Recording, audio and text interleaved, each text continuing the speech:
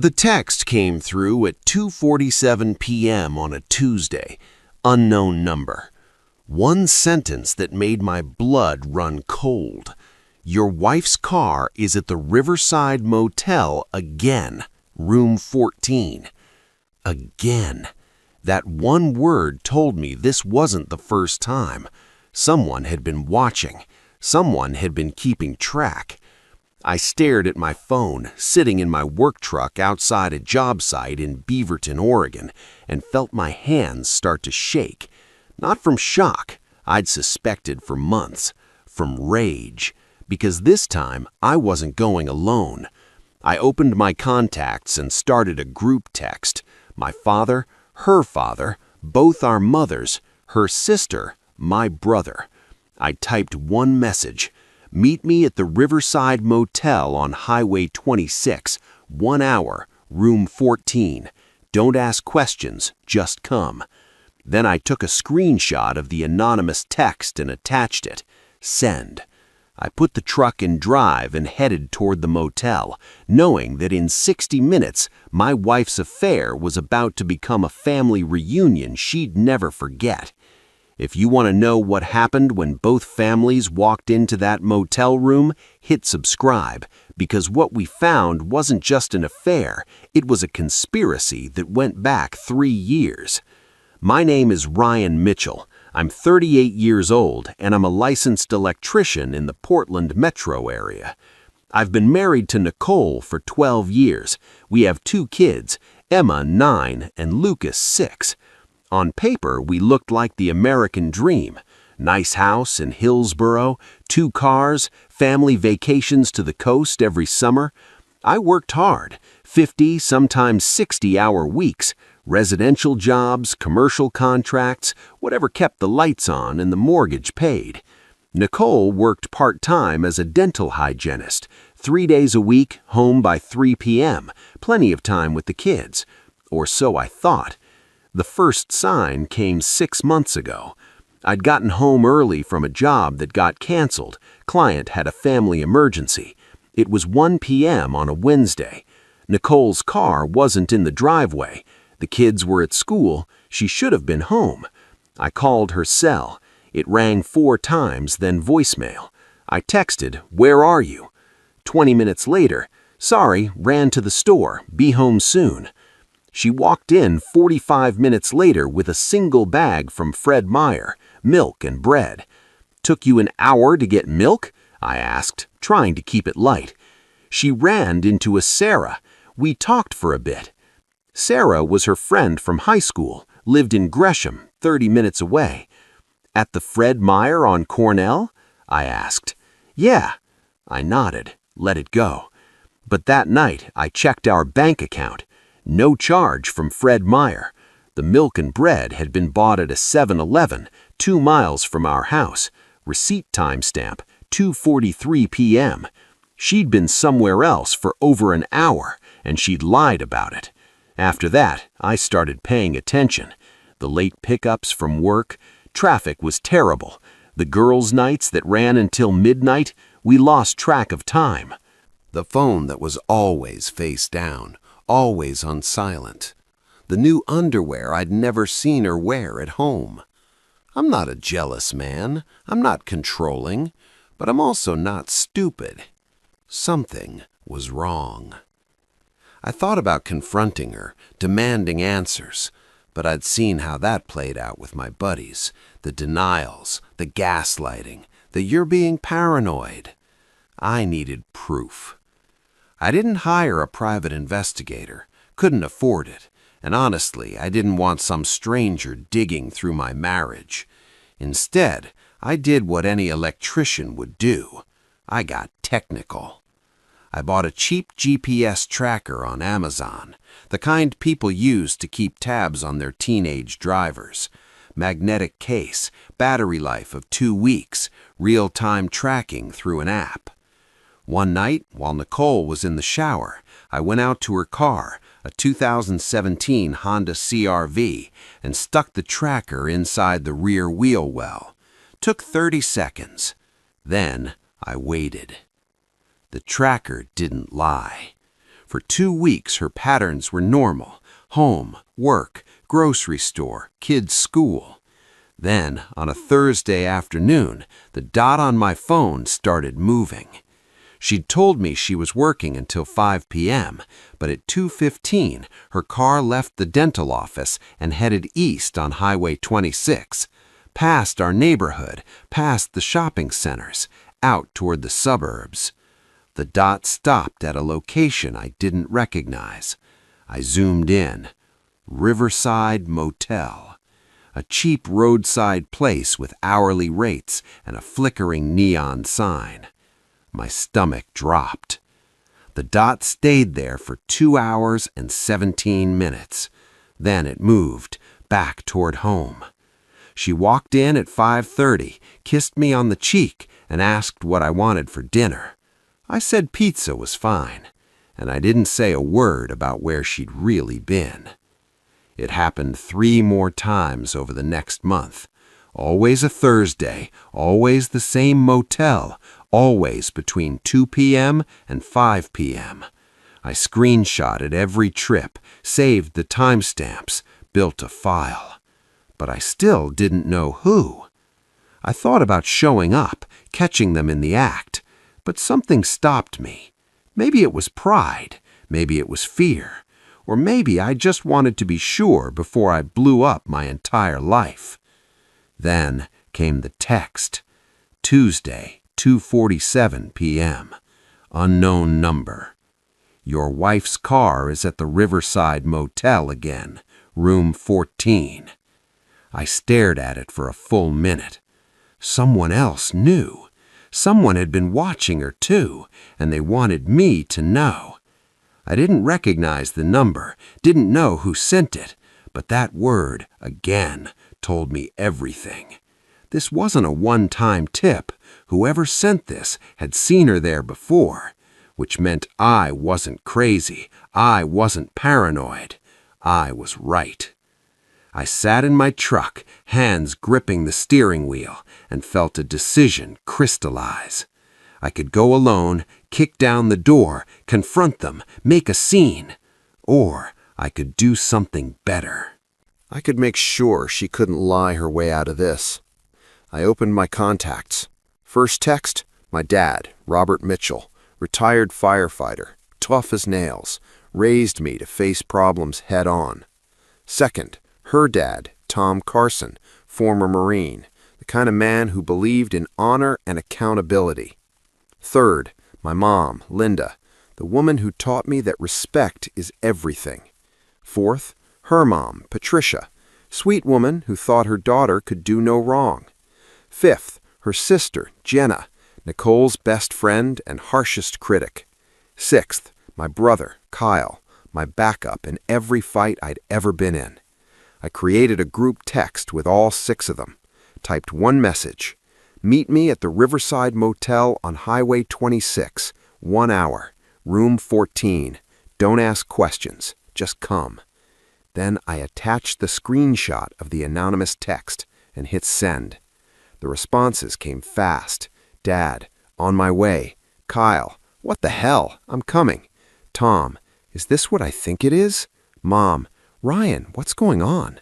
Patricia, I don't understand. Jenna, oh my God, I'll be there. I didn't answer any of them. I just put the truck in drive and headed toward the motel. My phone kept buzzing. Calls, texts, questions. I ignored them all. They'd get their answers in 53 minutes. The Riverside Motel sat on a strip of Highway 26 that time forgot. Single story, 20 rooms and a horseshoe layout, peeling paint, cracked asphalt parking lot, a neon sign that said vacancy in pink letters, half of them burned out. The kind of place you paid cash and didn't ask for a receipt. I pulled into the lot at 3:42 p.m. Nicole's CRV was parked in front of room 14, right where the text said it would be. My heart was pounding, but my hands were steady. I parked 3 spots down and waited. They started arriving at 3:50. My dad's truck pulled in first. He got out, saw Nicole's car, and his face went hard. He walked over to my truck. I rolled down the window. Is this real? He asked. Yeah. He nodded once. Then let's handle it.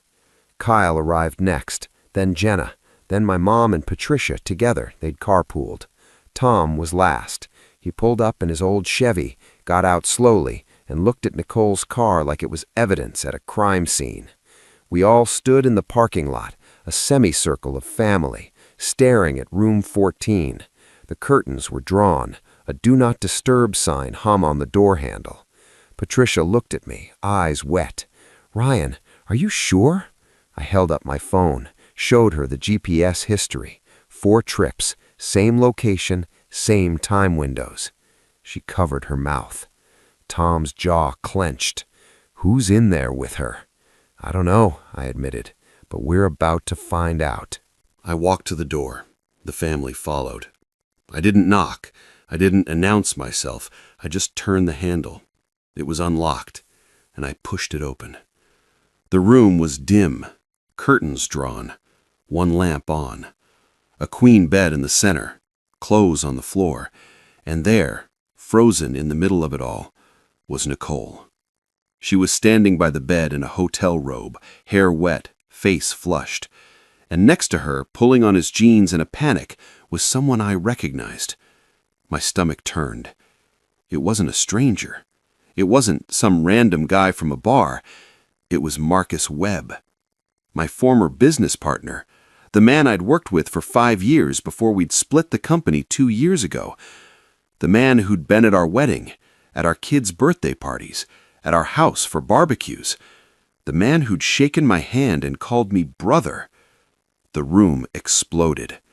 My dad lunged forward. Kyle grabbed his arm, holding him back.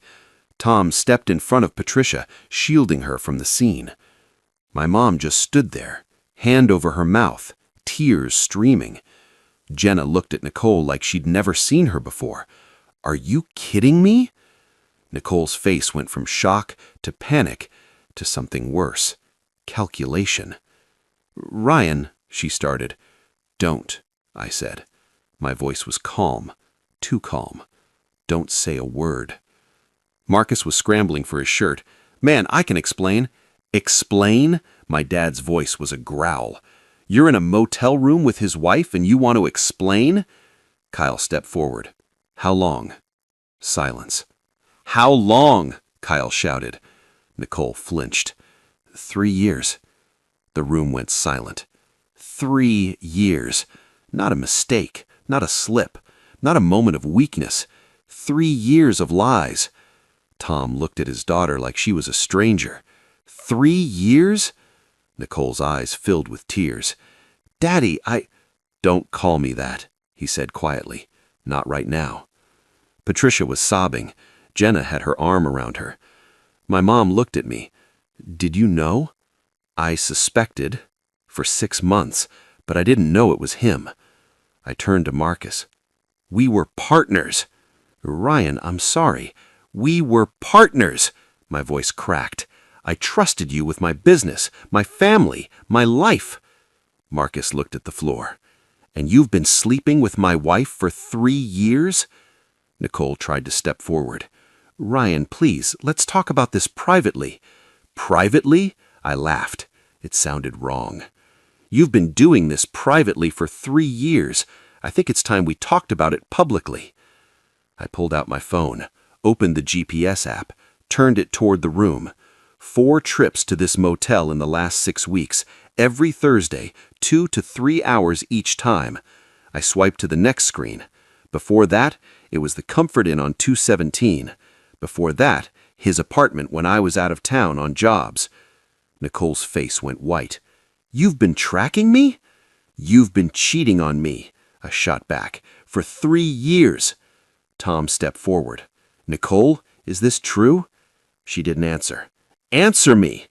"Yes!" she screamed. "Yes, okay? Yes!" The room went silent again. Patricia sank into a chair, sobbing. Jenna looked at her sister with pure disgust. "How could you?" Marcus finally found his voice. "Look, man, it just happened." "It just happened," I repeated slowly. "For 3 years, it just kept happening. We didn't mean to hurt you. You didn't mean to?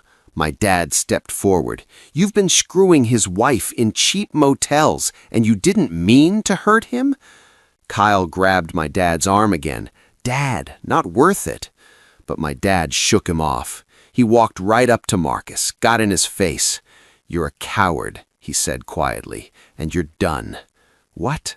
You're done in this town, done in this industry. I'll make sure every contractor, every supplier, every client knows what you did. You can't. Watch me. I turned to Nicole. I want you to say it. Ryan, say it, out loud, in front of everyone. She looked around the room, at her parents, her sister, my family. I've been having an affair with Marcus for 3 years, she whispered, louder. I've been having an affair with Marcus for 3 years, she shouted, tears streaming. I nodded. Thank you. I looked at my mom. Can the kids stay with you tonight? She nodded, wiping her eyes. Of course. I looked at Tom. I'll file for divorce tomorrow. I'm asking for full custody. He met my eyes. You will have my support. I looked at Patricia. I'm sorry you had to see this. She just sobbed. Then I looked at Nicole one last time. I loved you, I said quietly. I gave you everything, and you threw it away for him. I turned to Marcus. You can have her, but you'll never have my respect, and you'll never work in this town again. I walked out of that motel room with my family behind me.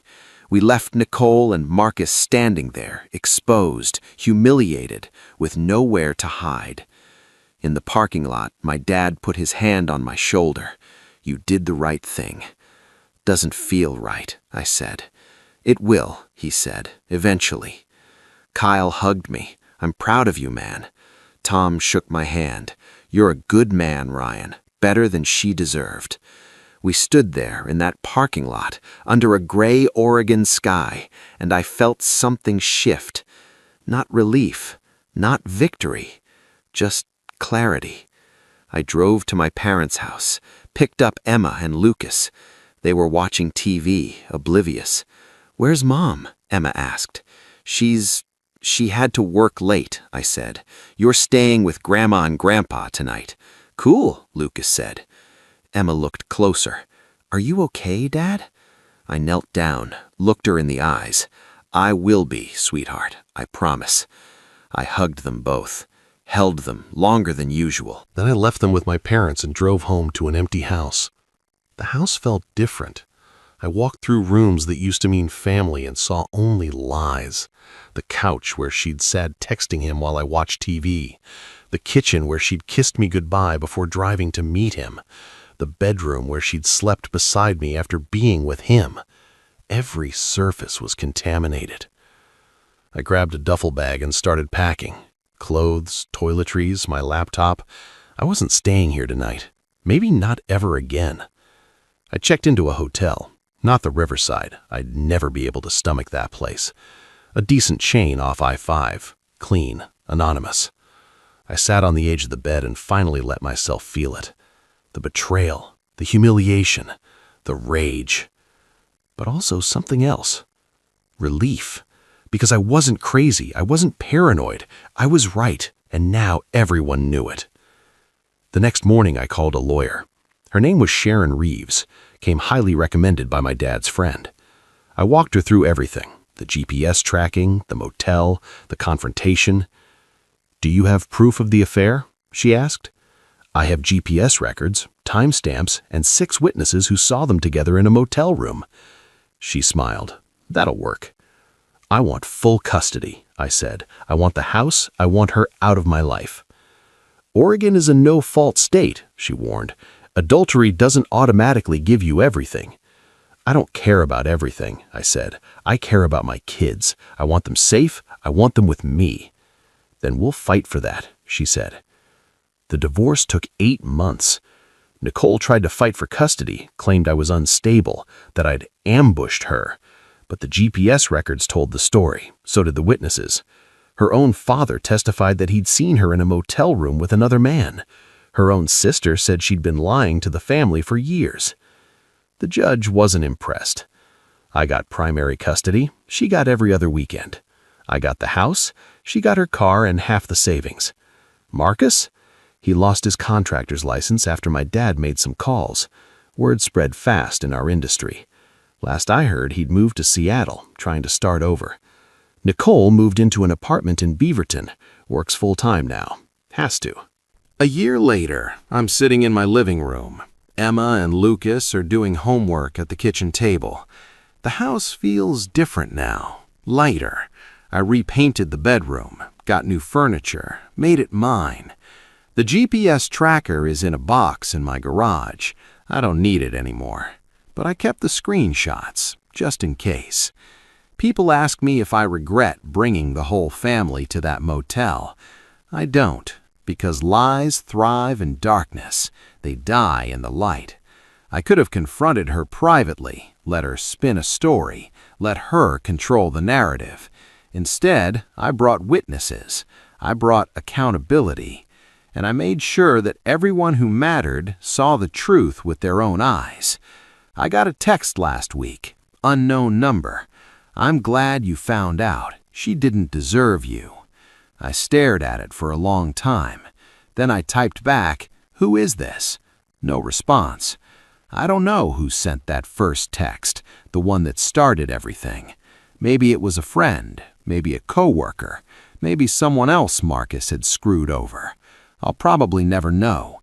But whoever they are, they gave me the push I needed. And for that, I'm grateful. If this story hit home, comment, "I brought the light." If you've ever been betrayed, if you've ever needed proof, if you've ever had to choose between silence and truth, this one's for you. Hit subscribe for more stories about the moment everything changes, because the truth doesn't need permission, it just needs witnesses.